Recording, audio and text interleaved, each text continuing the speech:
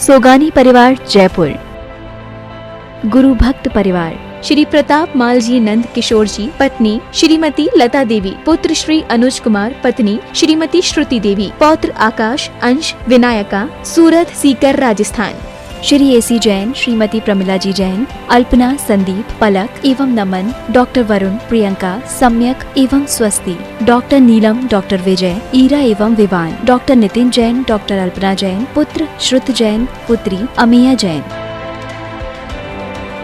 श्रीमती उषा जैन, श्री विमलेश जैन, पुत्र एवं पुत्रवधू श्री नितिन जैन, श्रीमती मेघना जैन, पौत्र एवं पौत्री आदित्य जैन, अनुष्का जैन, मार्सन्स परिवार आगरा, गगन, नीतू जैन, सिंगापुर। श्री वीरेंद्र कुमार जैन, सीए, श्रीमती कमल नयनी जैन, दरियागंज, नई दिल्ली, पुत्र एवं पुत्रवधू आयुष, दीप्ति जैन, पौत्र देवयश जैन, पुत्री एवं दामाद श्रीमती अदिति, श्री संचित जैन, दोहित्र युगम एवं सर्वम जैन, लंदन। श्री मुकुल जैन, व्रती प्रतिभा जैन, श्रीमती निष्ठा जैन एवं जय कुमार शाह, अर्पित जैन, देहरादून।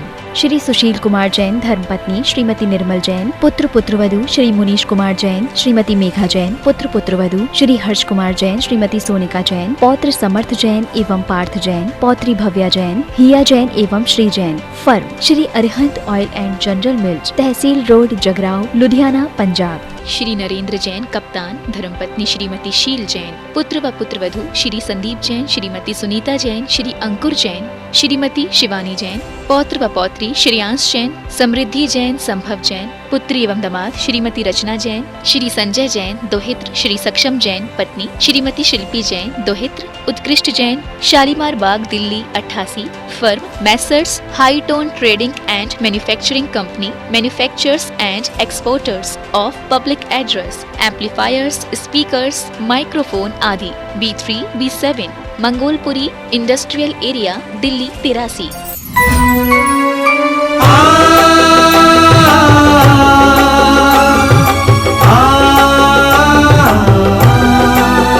श्री पार्श्वनाथ की कथा लौकिक सुनेंगे हम सब प्राणी, और हम योग प्रणेता के श्री मुख से खिरेगी वाणी, और हम योग प्रणेता के श्री मुख से खिरेगी वाणी।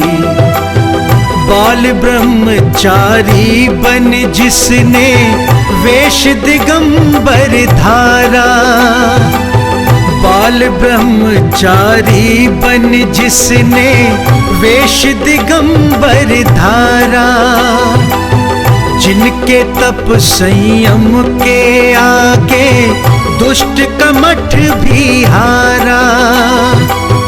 ऐसी अद्भुत दिव्य कथा सुन अचरज में सब ज्ञानी, जिनवाणी चैनल पर फिर से सुनेंगे पार्श्व कहानी, और हम योग प्रणेता के श्री मुख से खिरेगी वाणी। श्री पार्श्वनाथ की कथा लौकिक सुनेंगे हम सब प्राणी, और हम योग प्रणेता के श्री मुख से खिरेगी वाणी, श्री मुख से खिरेगी वाणी। आओ श्रवण करें पार्श्व कथा। आप जहां बैठेंगे, आप जहां देखेंगे, आपको वहां पर भोजन देखकर के भी भूख लग सकती है। आप उस स्थान से बचें, क्योंकि आपका दिमाग अभी इतना ज्यादा डीप अपने इनर सोल में उतरा नहीं है, उससे अभी कनेक्ट हुआ नहीं है, तो आपको सब कुछ दिख रहा है, लेकिन आप व्यर्थ का श्रम करेंगे। आपके लिए उस समय पर 9 कर्म के माध्यम से आपके क्षुधा की, असाता की उदीर्णा हो सकती है, आपके लिए वह चीज और भारी पड़ सकती है। इसलिए मैं कहता हूं कि जो उपवास के दिन में श्रावक लोग होते हैं वो शांति से बैठा करें, अपने स्थान पर रहा करें, धर्म ध्यान किया करें। भोजन की चिंता ही क्यों करना, भोजन को देखना ही क्यों, भोजन से मतलब ही क्यों। जब 10 बजे का समय हो, 11 बजे का समय हो, सभी लोग भोजन करते हो, तो उस समय पर आप अपने भजन में लगे रहो। उस भोजन के समय पर आप अपने आप को भजन में लगा दो, और ऐसे भजन में लगा दो कि आपको पता ही ना पड़े कि कब 12 बज गई, कब 1 बज गई, हमारे भोजन का समय निकल गया, और हम उस समय पर अपने आप को, मन को अपने भजन में आनंदित किए थे, भगवान की भक्ति में आनंदित किए। इस तरीके का भाव अगर आप करेंगे तो आपके लिए वो उपवास कुछ सार्थक होगा। उपवास से होने वाली कर्म निर्जरा, उपवास से बढ़ने वाली आत्मा की विशुद्धि, उपवास से आने वाली आत्मा के अंदर की प्योरिटी, ये सब इस बात पर डिपेंड करती हैं कि आपका माइंड कहां पर झूल रहा है, कहां पर आपका माइंड इन्वॉल्व हो रहा है। केवल उपवास करना महत्वपूर्ण नहीं है। इसलिए जैन दर्शन में कहा गया है कि एक उपवास होता है, एक लंघन होता है। लंघन माने आपने केवल उस समय को लांघ लिया, भोजन नहीं किया, आपने भूख का लांघ लिया, भूख का उल्लंघन कर लिया, टाइम निकाल लिया, ये लंघन कहलाया। अगर आप उपवास कर रहे हैं तो आप अपने पास में होंगे। उपवास का मतलब है अपने पास होना, अपने निकट होना।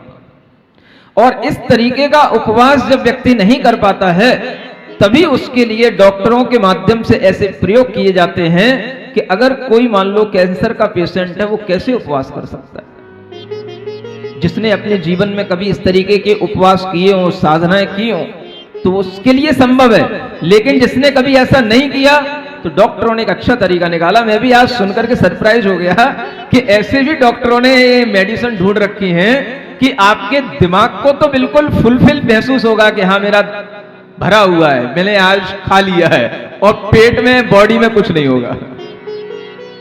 समझ आ रहा है? ये भी एक तरीके का उपवास कराने का एक तरीका है, जो वैज्ञानिक तरीका है।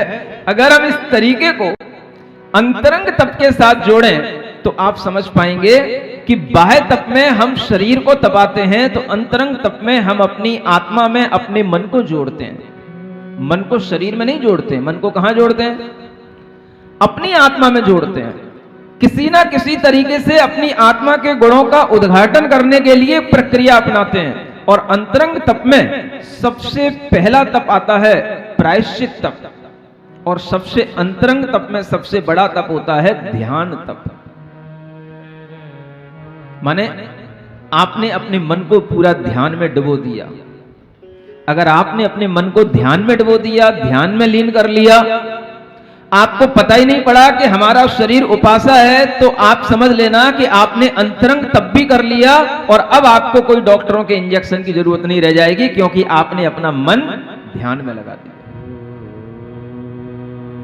अंतरंग तप से अगर मन को हमने अपने आप में लीन करने की कोशिश कर ली, तो डॉक्टरों के इंजेक्शन और मेडिसिन की कोई जरूरत नहीं है। दिमाग भरा भरा रहे, दिमाग को डाइवर्ट करने के लिए डॉक्टरों को ऐसा करना पड़ता है। लेकिन अगर आप अंतरंग तपों की साधना से ऐसा करना सीख गए, तो आपके लिए वह उपवास करना भी सहज होगा, और उस उपवास के साथ में आपका अंतरंग तप भी बनेगा, बाहरी तप भी बनेगा, और आप इस तरीके के इंजेक्शन लिए बिना भी अपने आप को क्योर कर सकते हैं, अगर आपने बहिरंग और अंतरंग तपों की साधना करना सीख ली तो। इसलिए चैप्टर आप लोगों को सुनाया जा रहा है, पढ़ाया जा रहा है। मैं चाहता तो एक साथ ही एक पन्ने को कभी कभी निकाल देता, ऐसा ही कर देता, लेकिन आपको सीखना है, जानना है। जिन चीजों से हम डरते हैं, आखिर हम कब तक डरेंगे? डर अपने आप में जिस चीज से लगता है, अगर उस डर से आप बचना चाहते हो तो उसका एक ही तरीका है। जितने भी साइकोलॉजिस्ट होते हैं, डर को दूर करने के लिए अनेक तरीके की टेक्निक बताते हैं, आप उनसे सीखना। और वो टेक्निक सिर्फ यही है, only face to the fear. उस डर को फेस करो। अगर आप डर से डरते रहोगे तो डर आपको डराता रहेगा, और अगर आप उस डर को फेस करोगे तो उससे ओवरकम कर लो। डर से आप कभी भी किसी भी चीज से बच नहीं सकते। अगर आपको डर लगता है भूखे रहने से, आपको डर लगता है अनशन करने से, आपको डर लगता है एकासन करने से, तो आप अपने डर को मिटाने के लिए वो क्रिया करना शुरू करो। डर के ही साथ करो। लेकिन डरते डरते आपके अंदर एक ताकत आ जाएगी, एक विश्वास आ जाएगा, और ये अनुभूति है। मैं आपको बता रहा हूं, मैं भी कोई बहुत ज्यादा मोटा ताजा नहीं हूं, सुन रहे हो? अभी जितना दिख रहा हूं 20 साल पहले इतना भी नहीं था। क्या सुन रहे हो? लेकिन फिर भी हिम्मत की, इतनी बड़ी हिम्मत की कि मैं सिर्फ मन में विचारता हूं कि अगर मुझे कुछ करना है तो मैं कर लूंगा, चाहे कुछ हो जाए, मैं करना है तो मैं कर लूंगा, बस करना है तो कर लूंगा, इतना सोच के मैं सब कुछ कर लेता हूं। ठीक है, मेरे पास ताकत नहीं थी। जब मैंने सोचा था, मैं एक आसन भी करने में घबराता था। समझ आ रहा है? क्या बताऊं आपको? अभी ये सब बातें बताना अच्छा होगा क्या है? कुछ आपको मोटिवेशन मिलेगा अगर ऐसी बातें सुनोगे तो। मैं इतना भी डरता था, इतना भी घबराता था कि जब घर छोड़ करके पहली बार जब संघ में पहुंचा था तो सुबह जब मुनि महाराज के प्रवचन सुनता था और उसके बाद में उनको आहार देता था, तो आहार देने के बाद में फिर मुझसे अपना आहार नहीं किया जाता था, मुझे चक्कर आने लग जाते थे। इतना भूखा नहीं रह सकता था। सुन रहे हो? ये भी समय था। जब मैंने उस संघ में फिर जाकर के बताया और उस संघ में रहने वाली जो छुल्लका माताजी थी, तो मैंने उनसे कहा कि मुझसे ऐसा नहीं हो पाता। सुन रहे हो?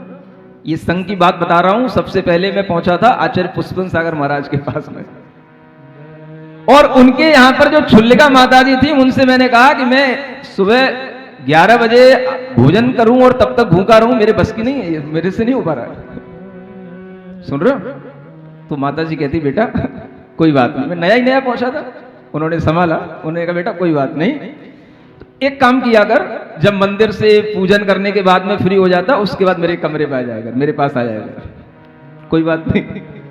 पूजन करने के बाद में उनके पास पहुंच जाता था। छुल्लिका माताजी तो थी, थोड़ा अपने पास में रखती थी भी, कुछ सूखा मेवा, दूध, तो उन्होंने एक गिलास दूध पिला दिया, थोड़ा सा सूखा मेवा खिला दिया, बोले अब ठीक है? हाँ, बोले अब ठीक है। ये भी एक स्थिति होती है। और उसी स्थिति को लेते लेते लेते लेते जब मैं आचार्य गुरुदेव के पास में पहुंचा, तो उस समय पर भी पहली बार जब आचार्य महाराज के दर्शन किए तो अपने आप एक भीतर से शक्ति आई, भीतर से उनको देख करके ऐसा भाव आया, मैं भले ही ब्रह्मचारी हूं लेकिन अब मैं सिर्फ एक बार ही भोजन करूंगा, एकासन ही करूंगा, क्योंकि अब मुझे भी इन्हीं जैसा मुनि महाराज बनना है।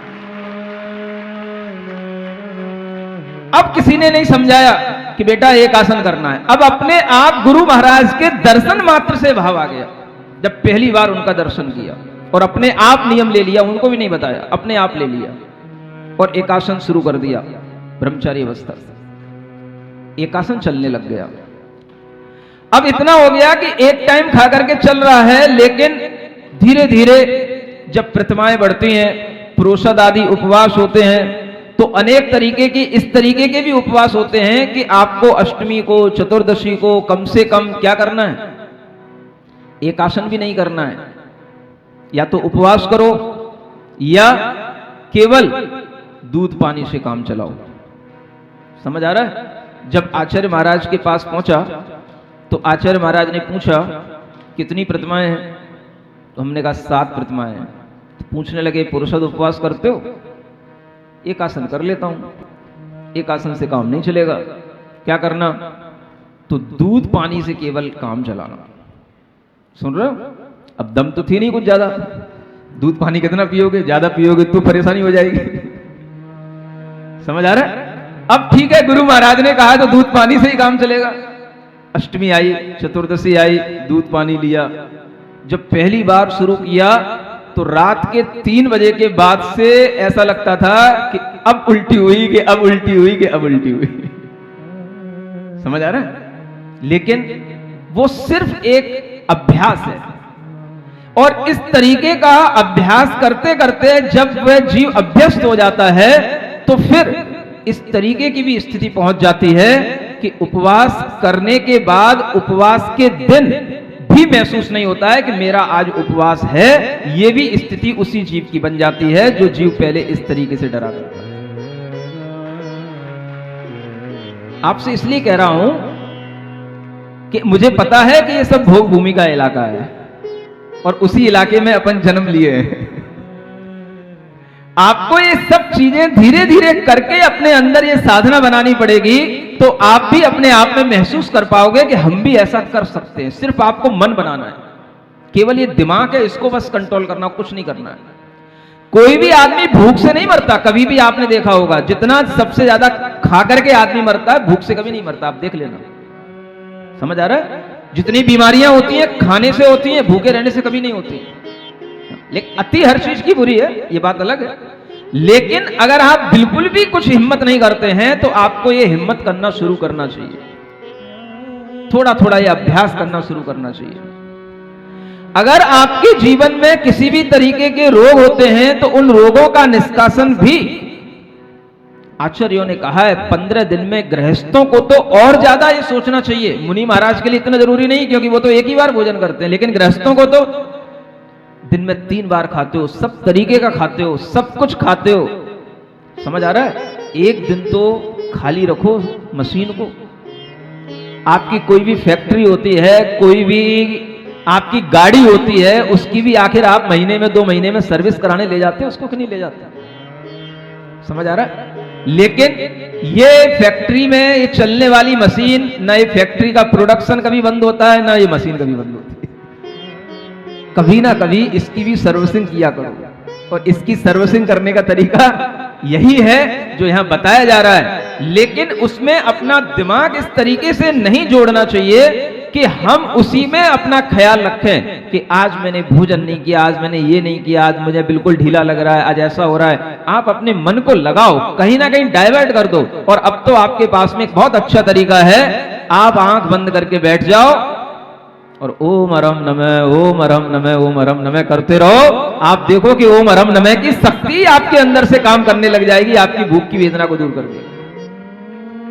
कोशिश तो करो, कुछ तो ट्राई करो। ये जीवन में अपने को इसी मनुष्य जीवन में ही करने को मिलेगा, बाद में कुछ नहीं मिलेगा। देवता कुछ नहीं कर सकते, नारकी कुछ नहीं कर सकते, पशु भी कुछ नहीं कर सकते। कौन कर सकता? तो ये साधना, ये तप कौन कर सकता? मनुष्य कर सकता। इसलिए मनुष्य को अपनी शक्ति के अनुसार करना चाहिए।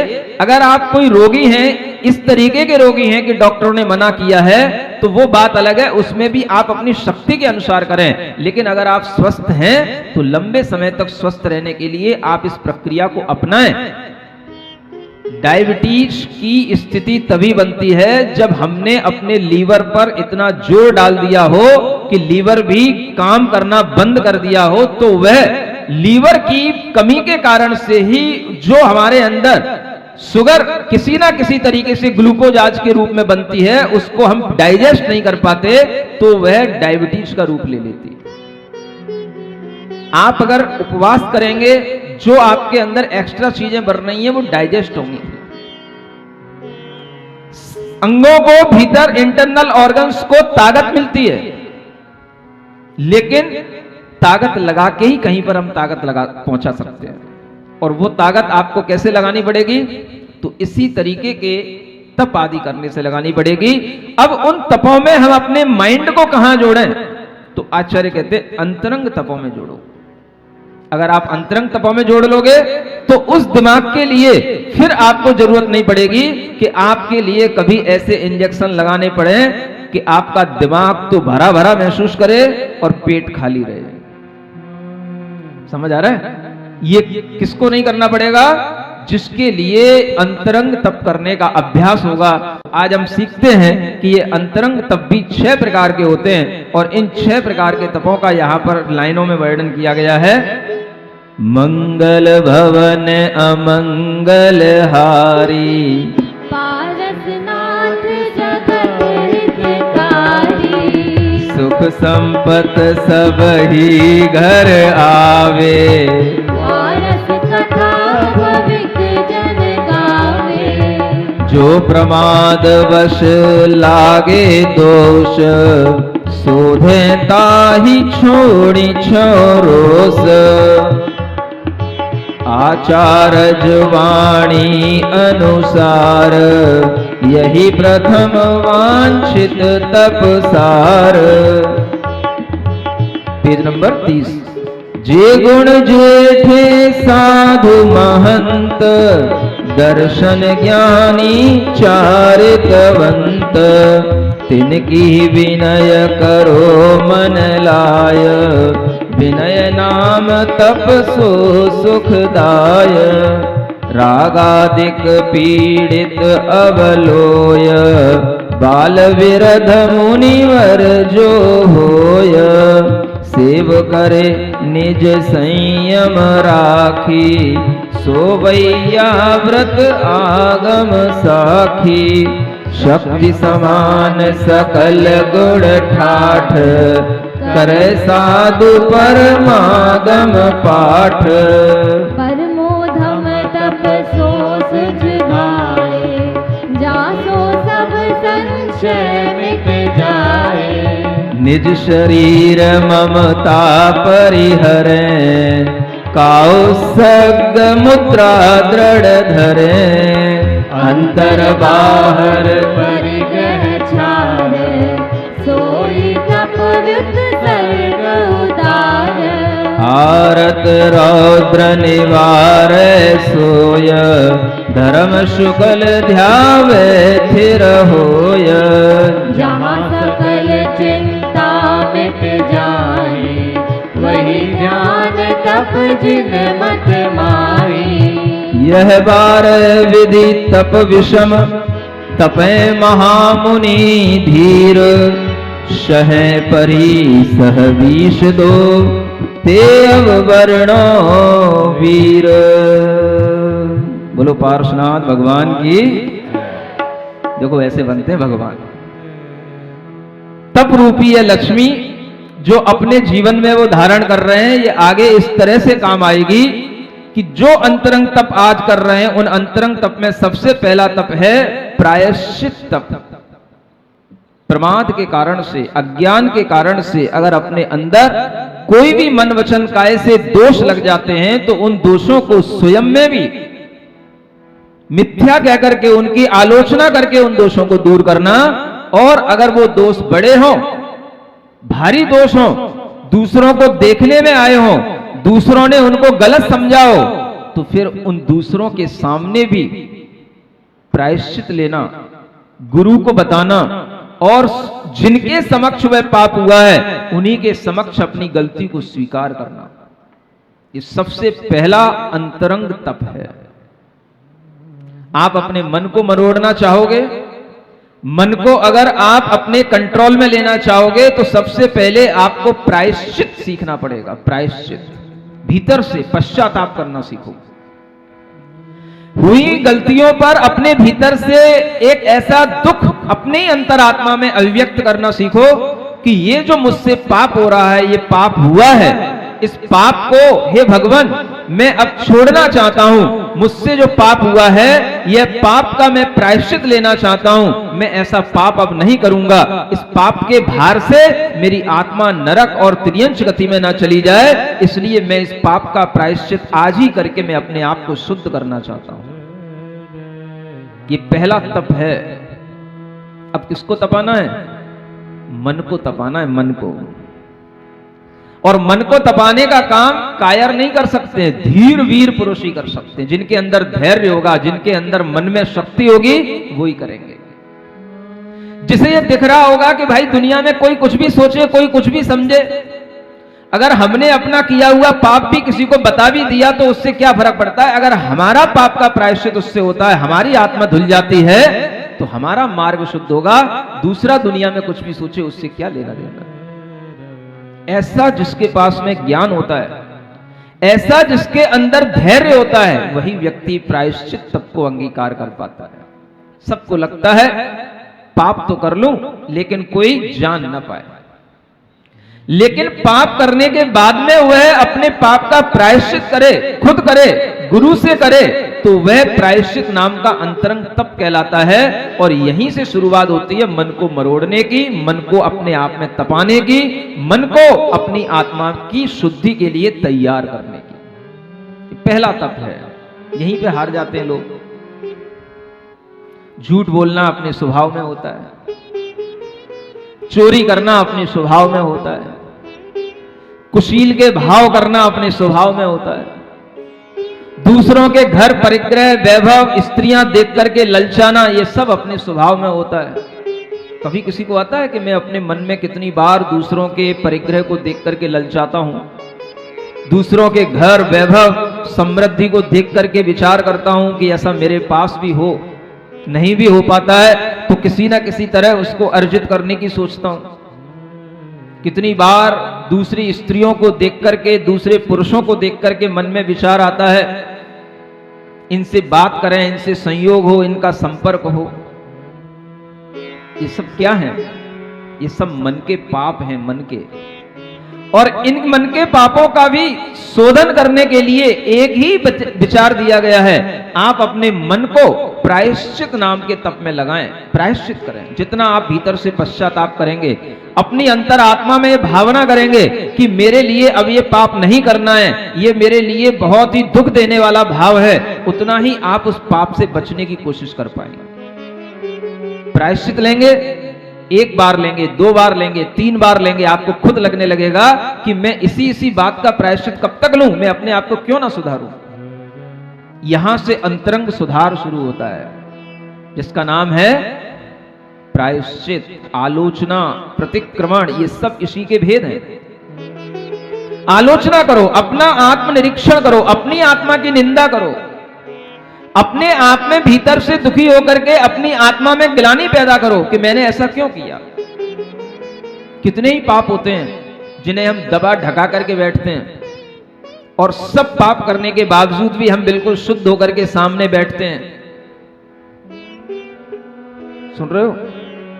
ऐसा नहीं समझना कि जितने भी सामने बैठे हैं सब पाप करके बैठे हैं, लेकिन फिर भी बैठते हैं। किसी को कुछ पता नहीं होता, लेकिन अपनी अंतरात्मा को तो पता होता है। हम उन पापों का जब तक विचार करके उनका शोधन नहीं करेंगे, तब तक हमारी आत्मशुद्धि की प्रक्रिया शुरू नहीं हो सकती। तो अपने मन को लगाना, और जिसका मन आत्मशुद्धि की प्रक्रिया में लग जाएगा तो फिर वह शरीर के तप से डरेगा नहीं। शरीर नहीं तो पाप किया था, अब हम इस शरीर को ही सजा दें, अब हम इस शरीर को ही दंड दें, और किसको दंड देना है? जब आपका मन इस तरीके से लगेगा तो फिर आप अपने शरीर को भी सजा देकर के भी ये सोचेंगे, ये सजा नहीं है, ये मैं अपनी आत्मा को सजा रहा हूं। क्या सुन रहे हो? सजा नहीं है, ये मैं अपनी आत्मा को सजा रहा हूं। और इससे ज्यादा सजावट क्या होगी? और इन्हीं भावों के साथ में मैंने एक बार 2 लाइनें कुछ अपने ही भीतर से उत्पन्न हुई, वो ऐसी बनी, एक शेर बन गया। शेरो शायरी भी जानते हो ना? सुन रहे हो? अब बीच में कथा में ये चीज अच्छी लगेंगी क्या? 2 लाइनें अच्छी लग सकती हैं आपको। मेरे मन का भाव, आखिर यही तो वो भाव हैं जो हमारे भीतर आते हैं और हमें ज्ञान देते हैं, अनुभूति देते हैं कि हम जिस शरीर को अगर सजा देना चाहते हैं तो हम तो सजा देते देते इतने सज गए कि लोग हमें कहने लग गए कि महाराज आप तो मोक्ष मार्ग के दूल्हा हो, और आपके लिए तो शिव वधू इंतजार कर रही है, और रोजाना लोग उत्सव करते हैं, गाने गाते हैं, ऐसा लगता है कि जैसे रोजाना ही विवाह हो रहा है मेरा। ऐसा दूल्हा बन गया हूं। तो मैंने अपने आप को सजा दी है कि मैंने अपने आप को सजा लिया है? बताओ, दोनों ही काम किए। जिंदगी और तुझे कितनी सजा दें आखिर, जिंदगी और तुझे कितनी सजा दें आखिर, तुझको जिन रूप दे के हम यूं सजा बैठे हैं, तुझको जिन रूप दे के हम यूं सजा बैठे हैं। क्या समझ में आ रहा है? जिन रूप देकर के भी एक तो सजा भी दी है जिंदगी को, और एक जिंदगी को सजा देते देते हमने जिंदगी को सजा भी लिया है, डेकोरेट भी कर लिया है। अच्छा लग रहा है कि नहीं लग रहा है? जान पड़ जाए किसी मुर्दे में मेरी बावत, इसलिए मरघटों पर बसे बैठे हैं हम, इसलिए मरघटों पर बसे बैठे हैं। जिंदगी और तुझे कितनी सजा दें आखिर। कहाँ बैठे हम, कहाँ बैठे हम? बोलो बोलो, कहाँ बैठे हैं? मरघटों पर। ये मरघटा है? भाव तो मेरा यही है कि मैं कहां बैठा हूं? मैं तो मरघट पर बैठा हूं और मेरे सामने कितने कौन बैठे हैं? अभी समझ नहीं आई आपको सिर्फ। जान पड़ जाए किसी मुर्दे में मेरी बावत। अब आया समझ। धीरे धीरे करंट चलती है। जान पड़ जाए किसी मुर्दे में मेरी बावत, इसलिए मरघटों पर हम बसे बैठे हैं। अब आया समझ में? मरघटा ही है। वो क्या मरघटा है? वहां तो मरने के बाद आदमी पहुंचता है। बस वास्तव में जिंदा मुर्दे तो यहीं पे मिलते हैं और इनमें जान डालने का काम करना पड़ता है। मरे हुए में क्या जान डालना? ऐसे मुर्दे जिनमें जान डल सके, उसके लिए हमने ये जिंदगी सजाई है और वह जिंदगी सजा करके आपके सामने आज आई है। ऐसी ये जिंदगी भी कहीं ना कहीं हमें सजानी पड़ती है, सजानी पड़ती। इसी तरीके से जैसे यहां सजाई जा रही है, पारसनाथ भगवान सजा रहे हैं। आज अगर वो प्रायश्चित करते हैं, आज अगर वो विनय कर रहे हैं, आप देखोगे कि वो आज ही कर रहे हैं, अगले जन्म में उन्हें कुछ नहीं करना। जब उनका वह तीर्थंकर के रूप में जन्म होगा, तब ना वो कोई प्रायश्चित करेंगे, ना कोई विनय करेंगे किसी की। फिर आप कहोगे महाराज ये कितने कैसे आदमी है, कैसे व्यक्ति हैं, किसी की विनय नहीं करते। यहां तक कि वो अगर घर में हैं, बालक के रूप में हैं, मुनि महाराज भी उनके सामने आ जाएंगे तो हाथ नहीं जोड़ेंगे वो। सुन रहे हो? कई बच्चों को अगर पता पड़ जाए तो बच्चे प्रश्न करने लग जाएंगे। बड़ों को भी समझ में नहीं आएगा तो वो भी प्रश्न करेंगे कि भगवान अभी भगवान बने नहीं है और उससे पहले ही कुछ नहीं करना। आगे की बात आगे बताता, लेकिन मैं पहले ही बता दे रहा हूं इस प्रसंग में कि वही पारसनाथ जो आज प्रायश्चित करेंगे, आज विनय करेंगे, वही जब वास्तव में तीर्थंकर बनेंगे तो ना तो जिनेंद्र भगवान की मूर्ति को नमस्कार करेंगे, ना किसी मुनि महाराज को नमस्कार करेंगे। वो केवल और केवल सिद्ध आत्माओं को नमस्कार करेंगे, इसके अलावा किसी की विनय नहीं करेंगे। लेकिन इसका मतलब यह नहीं कि उनके अंदर विनय नहीं, विनय को तो वो अभी भर ले रहे हैं। उस तप से, विनय से, प्रायश्चित से वो अभी अपने आप को इतना सजा रहे हैं कि बाद में उन्हें जिसकी विनय करना है उसी का उनको ध्यान रहेगा, और किसी की वह विनय इसलिए नहीं करेंगे क्योंकि उन्हें उससे बड़ी चीज चाहिए और वो चीज उनके सामने आएगी। इसलिए कोई भी आत्मा जो तीर्थंकर बनती है वह तीर्थंकर की पर्याय में इतनी विनय नहीं करती जितनी उससे पहले वह कर चुकी होती है, और उसी विनय के कारण से छायक सम्यक दर्शन होता है।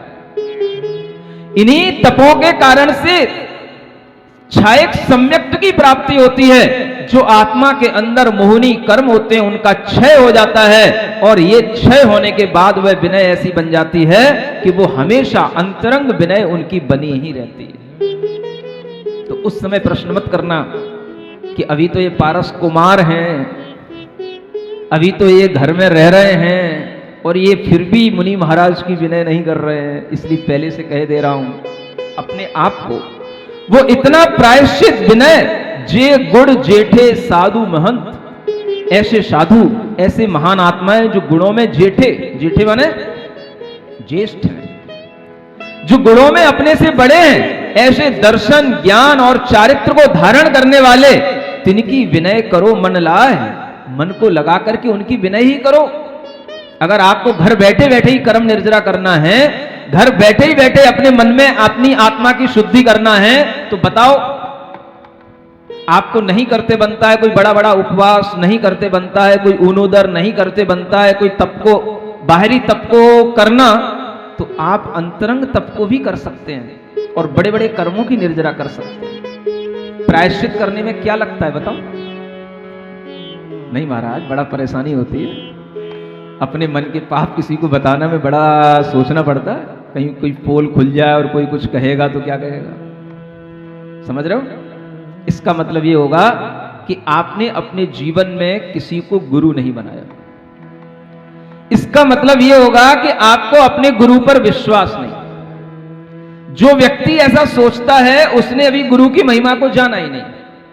लेकिन जिसने अपने जीवन में गुरु बनाया होता है उसे पता होता है कि हमारा गुरु मेरी बात को कभी किसी दूसरे से नहीं कहेगा, मेरी बात केवल गुरु के ही पास रहेगी, इसलिए उसे गुरु से कोई भी बात कहने में कभी भी झिझक नहीं होती। सुन रहे हो? ये गुरु की महिमा होती है। और ऐसे गुरु की अगर आपको विनय भी अपने मन से करना है तो आप घर बैठे कभी भी कहीं से भी कर सकते हो।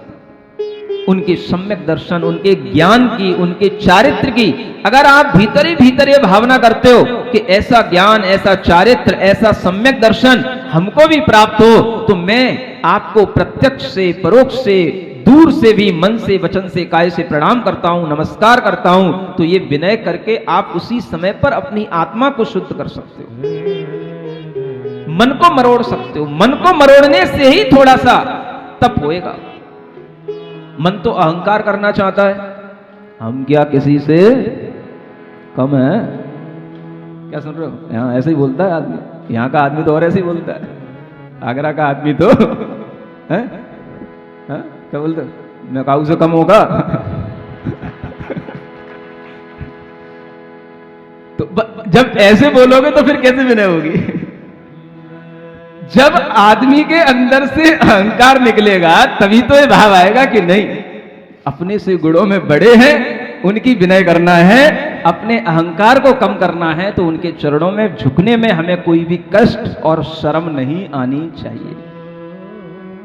क्या सुन रहे हो? आती तो होगी कभी ना कभी, कष्ट तो होता होगा, नहीं होता? होता होगा।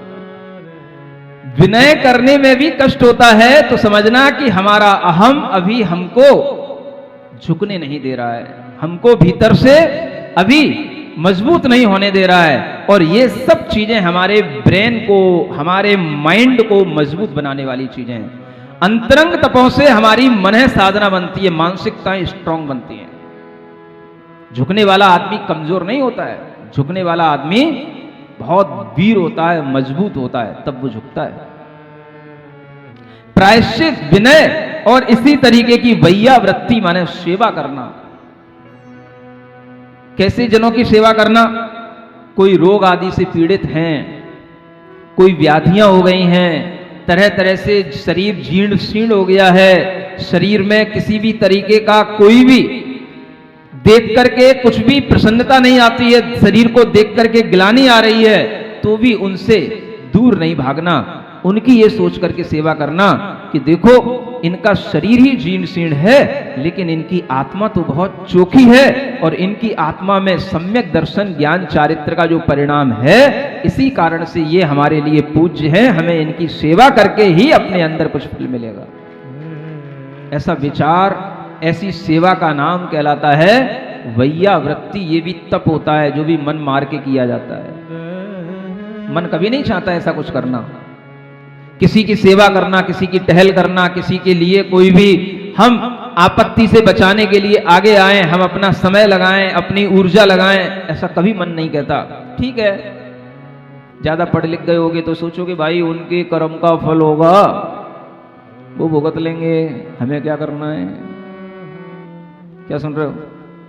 आज बच्चों को पढ़ाया था, दुख मिलता है तो किससे मिलता है? असाता वेदनी कर्म के उदय से दुख मिलता है। सुन रहे हो? तो ये मतलब नहीं है कि उनको असाता वेदनी के उदय से दुख मिल रहा है तो उनका दुख वही भोगे। हम किसी के दुख को दूर करने के लिए भी भावना कर सकते हैं, और इसी वैया वृत्ति तप के माध्यम से ऐसे शरीर मिलते हैं कि जो अगले जन्म में कभी भी रोग को प्राप्त ना हो, पूरा जीवन बिल्कुल निरोग और स्वस्थ रहेगा, तो इसी वैया वृत्ति तप के फल से रहेगा। भीम नाम सुना? वही महाभारत का भीम है ना? हाँ, ऐसी भीम जैसी शक्ति, अर्जुन जैसी शक्ति किससे मिलती है? उनके जीवन को पढ़ना। पूर्व जन्म में भीम ने इसी तरीके के वैयावृत्ति, सेवा आदि तप किए थे मुनि महाराजों के, उससे ऐसा शरीर मिलता है कि उन्हें अर्जुन की तरह धनुष बाण भी अपने साथ में नहीं रखना पड़ता है। कुछ नहीं है हाथ में, जब आएगा सामने देख लूंगा। क्या कर लेगा भाई? आएगा तो आने तो सामने। और जब सामने आता है कोई तो उसे देखता है, कहां है? अरे भाई कोई ना कोई भवन तो कहीं ना कहीं होगा, और भवन जहां होगा वहां कोई खंबा तो होगा, वो उसी खंबे को उखाड़ लेता है। जिस भीम पे वो भवन टिका होता है वो उस भवन के ही हिला देता, पूरी वो उस भीम को ही उखाड़ने की क्षमता रखता है। कौन? देखी नहीं महाभारत क्या? समझ में आ रहा है? अगर भवन में नहीं होगा तो वन में मिलेगा, जंगल में मिलेगा, जब सामने आएगा तो निपट लूंगा। समझ आ रहा है? जंगल में क्या मिलेगा? कुछ तो मिलेगा, पेड़ होंगे, कुछ होगा, झाड़ी झंकार होंगे, वही उखाड़ करके धम धम करेगा। ऐसी ताकत कहां से आती है? सेवा करने से, वैयावृत्ति करने से। जो सम्यक दर्शन ज्ञान चारित्र को धारण किए हैं उनकी सेवा वैयावृत्ति करने से ऐसी ताकत आती है।